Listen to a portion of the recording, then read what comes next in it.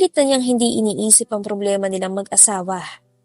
Pakiramdam niya kung iintindihin niya iyon, mababaliw siya sa galit. Itinuon na lamang niyang atensyon sa dalagang modelo. Ang plano niya, oras na nagkasawan sila ay sa kanya haharapin ang problema sa asawang si Maginda. How do I look? Umikot sa harap niya si Lara habang suot nito ang sexing pantulog na kulay pula at gawa sa silk ang tela. Napangiti siya matapos tumango rito. Gorgeous as always. Napangiti naman ng babae sa kanyang sinabi. Umupo ito sa kandungan niya at hinalikan siya ng marubdob. Ang clothing store kung nasan sila nung mga sandaling iyon ay isa sa mga store ng malapit na kaibigan ng babae. Malaya silang nakakagawa ng mga ganong bagay doon nang hindi nangangamba na baka may makakita sa kanila at makakuha ng litrato. Matapos niyang bayaran ng mga ipinamili ng babae, magkahawak ang kamay silang lumabas ng store at nag-ikot-ikot pa sa paligid. Pareho silang nakasuot ng malaking sunglasses habang may suot pang floppy hat si Lara. Naka-sundress ito at may mataas na takong ang sapatos na suot. Nang makapasok sila sa isang clothing store na puro branded na damit na pang party ang nakadisplay, bigla siya natigilan nang makita ang isang babaeng abalang namimili ng damit, hindi kalayuan mula sa kanila. Mahigpit niyang hinawakan sa braso si Lara at hinila ito patungo sa isang rack na pwede nilang pagkublihan. Aray! May arms, Caleb, ano ba? Pilit binabawi ng babae ang braso na hawak niya. Manahimik ka! Mababa ngunit matigas niyang utos dito. Agad namang natigilan si Lara. Simula nang magkaroon ng problema si Caleb at ang asawa nito, unti-unti nang naging malambing sa kanyang lalaki. Lalo na nang pirmahan niya ang kontrata kung saan pumapayag siya sa mga gustong gawin ng lalaki. Mag-iisang buwan na mula ngayon, pinuntahan siya ni Caleb dalang isang kontrata kung saan nakasaad na.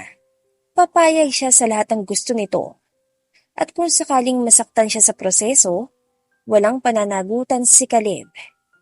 Hindi niya alam kung bakit kinailangan niyang pumirma sa ganoon.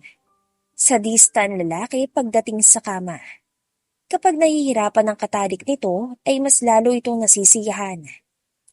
Natuto na siyang sumunod sa lahat ng kagustuhan ni Caleb, kaya umayos na ang pakikitungo sa kanya ng lalaki.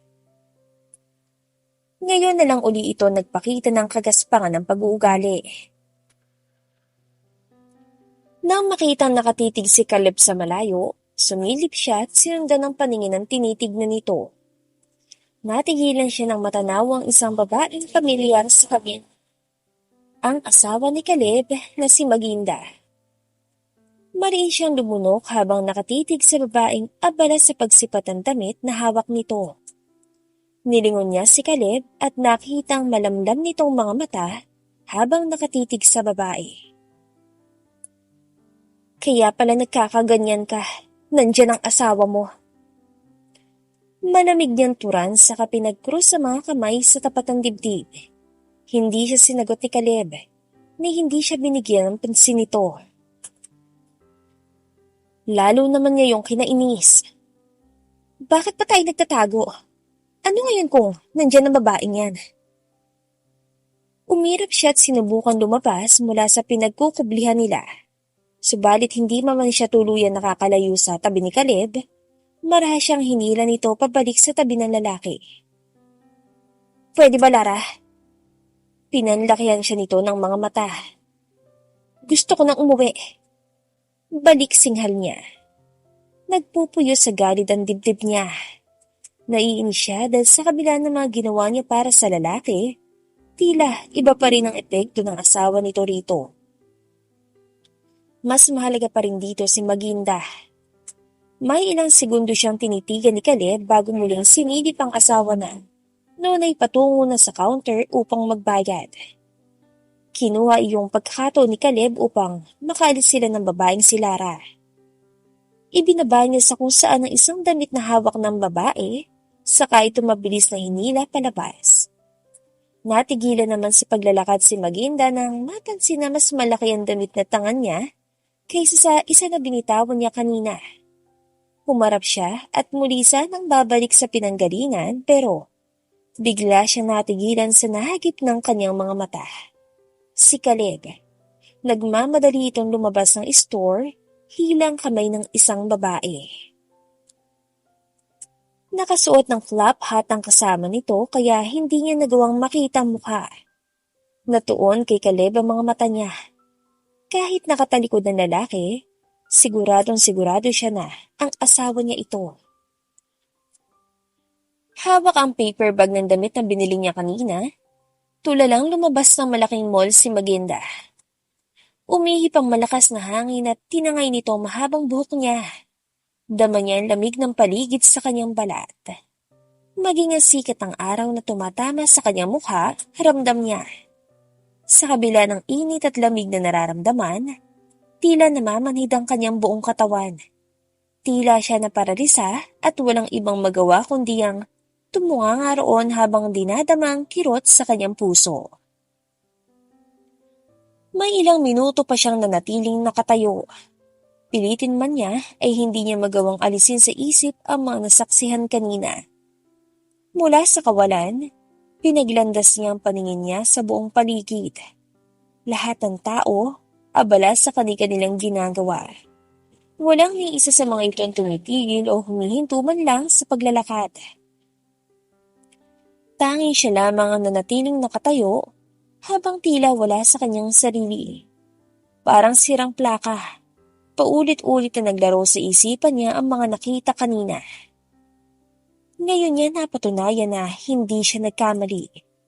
Pabango ng babae ang nalalanghap niya sa suot na damit ni Caleb. Ang masakit lang, hindi ito ordinaryong babae, kundi kabit ng asawa niya. Ngayon niya mas napagtanto ang katotohanang matagal niyang pilit na hindi pinaniwalaan. May kabit si Caleb. May ibang babae ito. Ang isang bagay na sigurado siyang hindi nito magagawa, hayon at mangyayari na. Kaya pala nanlalamig na ito sa kanya dahil may iba na itong pinag-iinitan. Kaya pala madali nitong napaniwala ng isang bagay na hindi na niya kayang gawin dahil may iba na itong kinalulukuhan. Kaya pala, ngayon niya mas naintindihan ng lahat. Hindi niya napigilan ng pagturo ng luha sa magkabila niyang pisngi. Sinubukan niyang paalisin ito, pero sa tuwing maaalala kung paano hilahin ni Caleb ang kamay ng babae nito, tila tinutusok ng libu-libong karayom ang kanyang puso. Hindi na niya napigilan ang sarili at tuluyang kumawala ang mahinang paghikbi mula sa bibig niya. Mas masakit pala. Noon na pinagdududahan pa lang niya si Caleb na may ibang babae, nasasaktan na siya. Pero mas masakit pala ngayong napatunayan na niya. At nasaksihan pa mismo ng mga mata niya. Nagsimula ang mga taong tignan siya habang patuloy siya sa pag-iyak. Bakas ang pagtataka sa mukha at mata ng mga ito. Hindi na niya alintana ang mga iyon. Ang mahalaga na lang sa kanya ng mga oras na iyon ay mailabas ng lahat ng kinikimkim niyang sakit. Buong akala niya ay namanhid na siya dahil halos wala siyang maramdaman kanina. Pero nang tuluyang mag-sink in sa utak niya ang lahat, doon siya nakaramdam ng labis na sakit. Pinahid niya ang mga luha sa pisngi at tinakpan ng isang kamay ang bibig upang hindi makalikha ng ingay.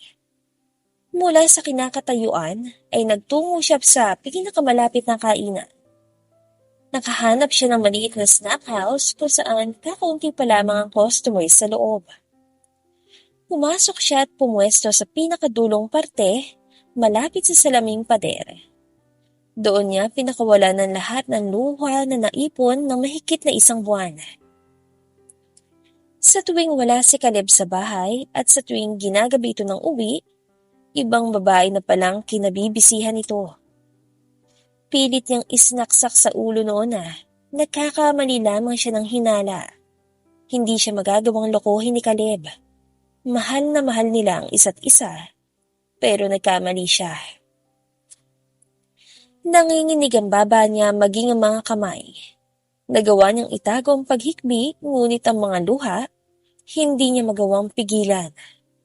Ang mga mata niya ay tila nakabukas na gripo, patuloy sa pag-agos ng tubig mula rito. Makaraan ng ilang sandali ng kanyang pagluha, nilapitan siya ng isang waitress at tinanong kung may kailangan siya. Pilit itong hinuhuli ang mukha niya na sinusubukan niyang iiwas dito. "Ma'am, okay lang po kayo?" Maya-maya ay hindi na nakatiis ang babae at nagtanong. Matapos niyang magpunas ng luha, tuluyan niya itong hinarap at nginitian sa tumango. "Isang smoothie, kahit anong flavor. Yun lang."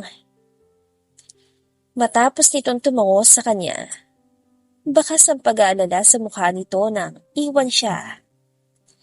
Pinilit naman niyang pakalmahin ang sarili. Alam niyang may ilang customer nang nakapansin sa pagluha niya pero ibinaling na lang niyang atensyon sa labas. Wala siyang partikular na tinitignan. Sadyang inabala lang niya ang sarili sa panonood sa mga taong nagdaraan para mawala sa isipan niya ang nakita kanina. Nang dumating ang order niyang smoothie na may flavor na winter melon, matapos uminom ay bahagya siyang nakaramdam ng kaginhawaan. Kanina, pakiramdam niya ay punong-puno ng sakit ang dibdib niya. Para itong sasabog. Ngayon, may konting ginhawa siyang nararamdaman. Suminghot siya, tuluyang pinahid ang huling patak ng luha sa kanyang pisngi. Noon, itinuring niyang tila ampon na bata ang sarili. Nawawala siya sa landas nang biglang dumating sa buhay niya si Caleb. Simula nang tanggapin siya na lalaki sa buhay nito, para siya nakatagpo ng panibagong pamilya. Masayang masaya siya, kaya itinuring niya itong tahanan niya. Subalit simula nang magsimulang hindi nila magandang pagkakaunawaan, pakiramdam niya, bumalik siya sa dati, sa lansangan. Para siyang nawawalang pulubi, parang batang naliligaw. Ngunit ngayong alam na niya na hindi siya kundi si Caleb ang may ginagawang kataksilan sa kanilang dalawa, na ito palang sumisira sa kanila, nakahanda na siyang muling maligaw. Hahayaan niyang mawala ang sarili at sisiguraduhin niya na ang taong makakatagpo sa kanya ay ang sarili niya. Tumayo siya at nag-iwan ng pera sa ibabaw ng lamesa. Nang makalabas ay sumakay siya ng taxi at nagpahatid sa pinakamalapit na bangko. Nag-withdraw siya ng malaking halaga, saka nagtungo sa mga clothing stores na nagbebenta ng mga mahal na damit. Gamit ang perang iniipon nila ni Caleb para sa kanilang dalawa, inubos niya lahat ng na-withdraw niya sa mga damit na magaganda sa paningin niya. Yung tipo ng mga damit na hindi niya pa isinusuot dahil sa malinis na imahe na pilit niyang inalagaan para sa asawa. Kanina sa mall, napansin niyang sexy manamit ang babae nito. Nasisiguro niya rin na pera ng asawa niyang ginamit sa mga damit na binili ng dalawa. Puno ng paper bags ang dalawang kamay ng mga ito. Mukhang enjoy na enjoy mag-shopping. Ganon naman ang mga kabit, di ba? Feeling number 1. Ayaw nilang malamangan ng mga legal na asawa, kaya aaktong legal. Pilit uubusin ng pera ng lalaki sa mga luho nila. Pues, iyon din ang gagawin niya. May karapatan siya sa mga perang itinabi nila ni Caleb. Tutal, maliban sa joint account nila, marami pa itong pera sa personal account nito. Milyon-milyon ang kinikita ng lalaki sa bawat oras sa kumpanya nito. Hindi siya papayag na uubusin lang nito lahat ng iyon sa kabit nito. Habang siya, nagdurusa sa bahay nila dahil iniisip niyang siyang may nagawang mali sa pagsasama nila. Matapos bumili ng mga damit at bagong gamit, umuwi siya sa bahay nila at muling naligo. Mabilis sa mga kilos na nagbihis siya at naglagay ng makeup sa mukha. Nagwisik din siya ng nabili niyang mamahalin na pabango. Hapon na noong mga oras na iyon at malapit na rin kumalat ang dilim. Pinagmasdan niya ang sariling refleksyon sa salamin at napangiti ng masiyan sa nakikita. Black bodycon mini dress ang suot niya. Lantad ang mapuputi at makikinis niyang braso at hita. Halos lumuwa na rin ang malalaki niyang dibdib na, sa isang tingin lang, paniguradong maglalaway ang sino man lalaking makakakita. Nakangiti niyang ginulo ng bahagyang mahaba at medyo aalon-alon niyang buhok. Ngayon, wala na siyang pakialam sa iisipin ni Caleb. Total, pilit niyang ginagawang malinis ang imahe niya para sa asawa. Para lang walang maging dahilan ng pagkakasira nila. Pero, nagawa pa rin siya nitong lukuhin.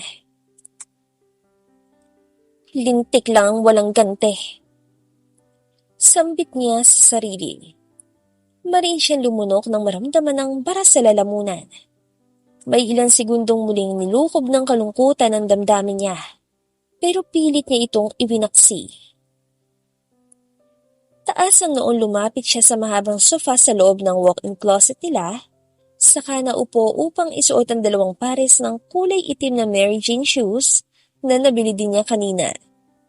Mataas ang takong niyon kaya mas lalo siyang tumakad nang muli siyang tumayo.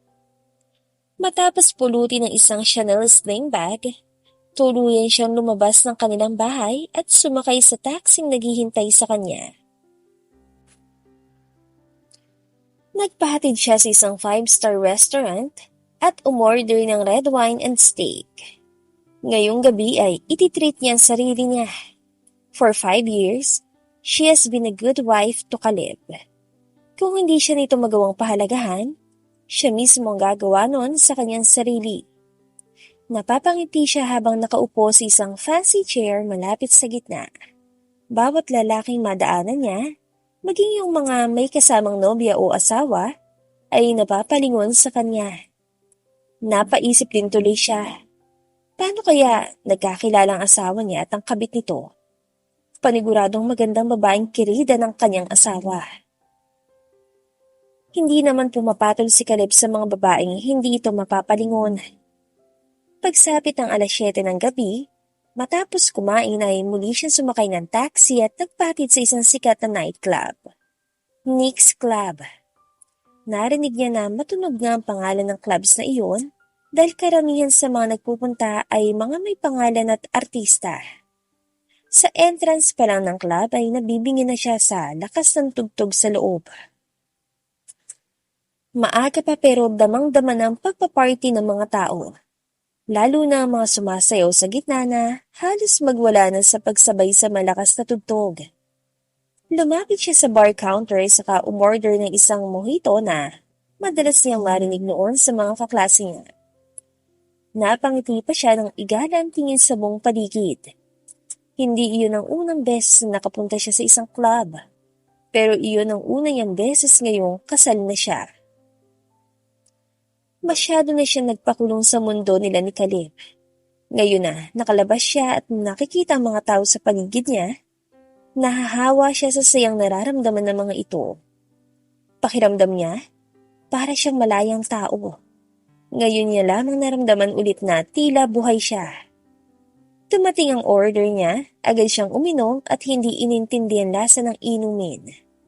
May ilang mga lalaki siyang nahuli na nakatitig sa kanya. Ayaw niyang isipin namang ito na hindi siya sanay uminom kaya sa halip na magdahan-dahan, ilang lagot lang ang ginawa niya at ubos na agad ang laman ng baso niya. Hindi pa nagiinit ang puwetan niya sa kinaupuan, may lalaki nang lumapit sa kanya at sinubukan siyang kausapin. Hey there, gorgeous. Are you with someone? Malaki at malalim ang tinig ng lalaki. Agad niyang pinaglandas ang paningin sa kabuuan nito. May itsura ito, matangkad at mukhang may ibubuga rin. Pero agad niya itong inilingan bago itinaas ang kamay sa bartender at sumenyas ng isa pang order. Sunod niyang in-order ang cosmopolitan drink. Sa unang tikim pa lang ay nagustuhan na niya ang lasa nun. Kakaibang tama sa kanya. Napaindayog pa siya habang nakaupo pa rin dahil sa malakas at magandang tugtog na maririnig sa buong paligid. Nang maubos ang drinks niya, muli na naman siyang umorder. Hindi na alintana kung nakakailang inom na siya, hanggang sa makaapat na glass siya ng Cosmopolitan. Sa pagkakataong yun, ay 5 na ang mga lalaking lumalapit sa kanya. Pero katulad ng nauna, mabilis niyang inilingan ng mga ito. Sa katagalan ng pag-inom niya, tuluyan na siyang nakaramdam ng pag-iinit ng katawan at ng pagkahilo ng ulo. Pero wala siyang pakialam kahit tila umiikot ang paligid niya. Kagat ang labing itinataas pa niya.